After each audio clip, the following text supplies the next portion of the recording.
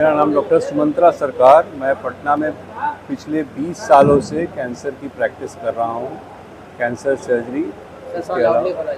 Surgery, इसके अलावा chemotherapy, और मैं विभिन्न हॉस्पिटल के साथ पटना में कॉरपोरेट हॉस्पिटल के साथ जुड़ा हुआ हूँ। पारस, सवेरा, अपोलो, इन सारे हॉस्पिटल में जो फैसिलिटी हैं वो मरीजों के लिए उपलब्ध हैं। मेरी सेवाएं उपलब्ध हैं।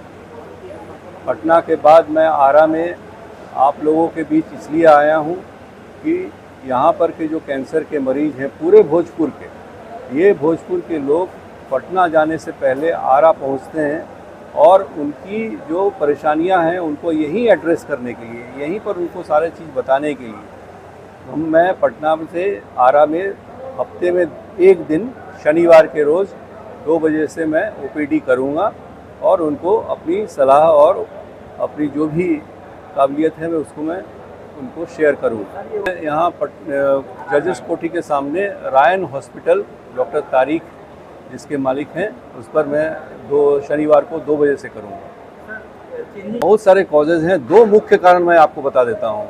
एक तो आप सब लोग जानते हैं, जो कि है इस तरह के सेवन, जो कि गुटखा, पान पराग, खैनी, सिगरेट, ये सब लोग जानते हैं। एक और कारण जो छिपा हुआ है, सब लोग नहीं जानते हैं, लेकिन वो सभी लोग जो कि इस चीज़ों की सेवन नहीं करते हैं, वो कैसे इससे ग्रसित होते हैं, ये प्रश्न मन में उठते रहता है सब लोगों का। उसका मैं कारण आज बता देता हूँ। ऐसे तो बहुत अगर और भी कारण हैं। उसका एक कारण है खाने के चीज़ों में मिलावट, जिसको कहते हैं एडल्ट्रेशन।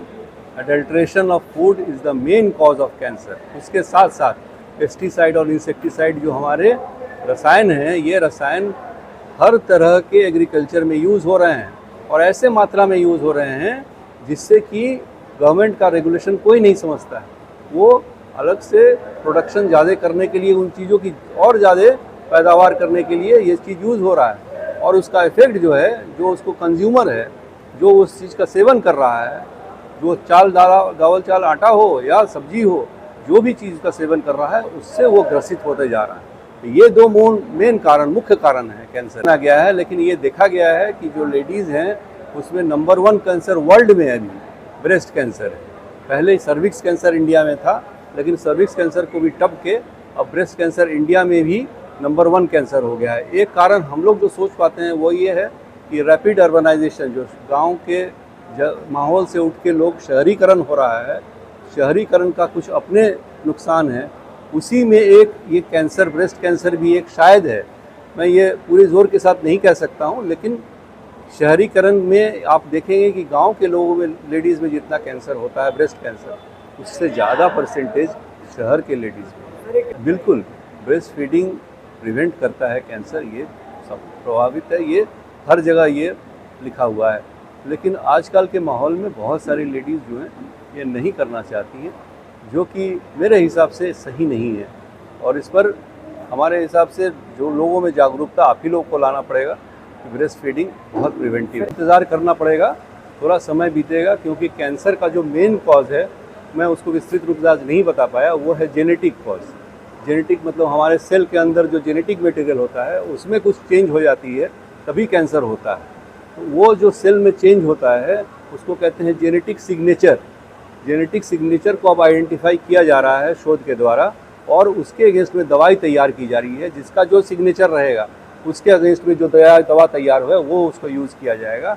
तब वो ये माहौल नहीं रहेगा कि किसी को छाती का कैंसर है, मुंह का कैंसर है, पेट का कैंसर है, पैर का कैंसर है, ये बात ही नहीं, ख़त्म हो जाएगी। सिर्फ जेनेटिक सिग्नेचर रहेगा। जिस जेनेटिक सिग्नेचर का वो आइडेंटिफिकेशन होगा, उसका अगर दवा बना हुआ है तो वो दवा चलेगा, पेशेंट ठीक हो जाएगा।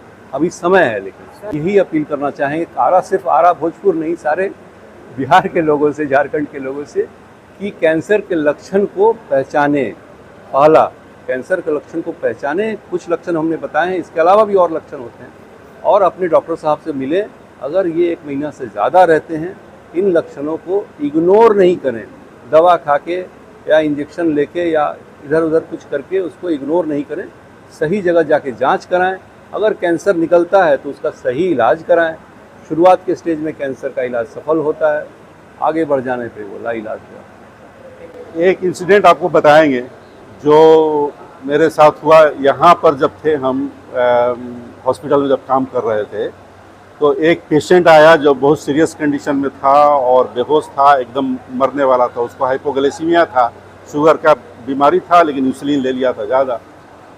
जब वो यहाँ पर आया तो उसको इमरजेंसी में मैंने ट्रीट किया। तो यहाँ के लोग जो जैसे जैसे ग्लूकोज गया वो जिंदा होकर के उठ के बैठ गया उसी वक्त। वो तो एकदम जादू की तरह काम करता है।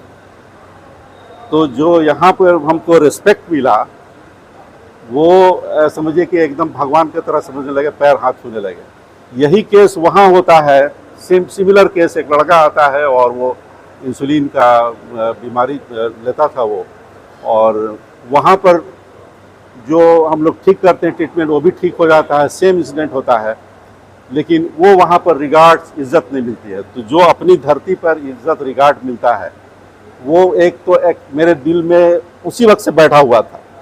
जब मैं काम कर रहा था वहाँ पर तो NHS हॉस्पिटल में 25 इयर्स काम करने के बावजूद भी मुझे ये सेटिस्फैक्शन नहीं हो रहा था जो यहाँ पर कुछ भी दिनों पर काम करके जो मुझे मिला था और हमको सेवा करना था। तो मेरे जो पिताजी थे वो भी हमको इसका इंस्ट्रक्ट किए थे कि हम लोगों को खिदमत, डॉक्टर होने का मतलब कि हम लोगों को सेवा भी करना है, खिदमत भी करना है। तो उसी भाव को लेते हुए, उसी एक्सप्रेशन को दिल में हमारा वो सेटिस्फैक्शन नहीं हो रहा था वहाँ पर। तो मैंने सोचा कि अपना आकर के यहाँ पर आरा में उस स्टैंडर्ड का एक ट्रीटमेंट, एक हॉस्पिटल खोला जाए जिसमें हम लोगों को सेवा प्रदान कर सकें। फ्री OPD हम फ्राइडे और संडे को हमने अपना पूरा होल डे अपना फुल फ्री OPD मैंने रखा है।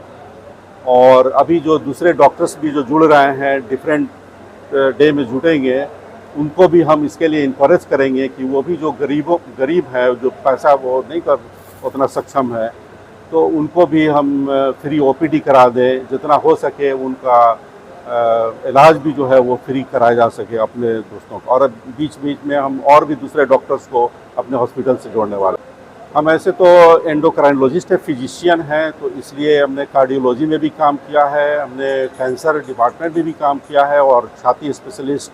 और तो इस तरह के जो भी सीरियस कंडीशन आते हैं यहाँ पर, जैसे यहाँ पर एक हार्ट अटैक का पेशेंट जो TROP-T कहता है पॉजिटिव हो जाता है, तो सारे डॉक्टर्स यहाँ के आरा के जो भी डॉक्टर्स हैं वो पटना भेज देते हैं।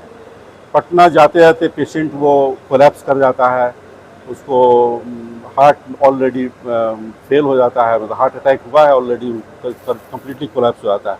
तो ऐसे पेशेंट्स को हम लोग TROP-T पॉजिटिव पेशेंट्स को भी यहाँ पर भर्ती कर करके और उसको थोड़ा हॉस्पिटल में फिर वहाँ भेजते हैं। लेकिन कम से कम वहाँ मिनिमम काम उनको 24 घंटा 48 घंटा के लिए यहाँ पर स्टेबल पेशेंट को करा देते हैं। और ऐसे ऐसे पेशेंट बहुत सारे जो लाद के आए हैं, हीट स्ट्रोक के दौरान में बहुत सारे पेशेंट आए जिनको एकदम बचने की उम्मीद नहीं थी, और उनको एकदम यहाँ से जिला कर करके चला फिरा करके भेजा गया। ऐसे ऐसे कम से कम 8-10 पेशेंट हम लोग के हैं जो सर्वाइव किए हैं, जिनको हमको भी उम्मीद नहीं थी बाहर देखने के बाद कि इनको बचाया जा सकता है, रिस्क बॉन्ड साइन करा के या उनको बता करके अंदर हमने किया। तो ऐसे ऐसे पेशेंट भी बच गए हैं। तो अच्छा रिजल्ट है, अब तक तो अच्छा रिजल्ट है।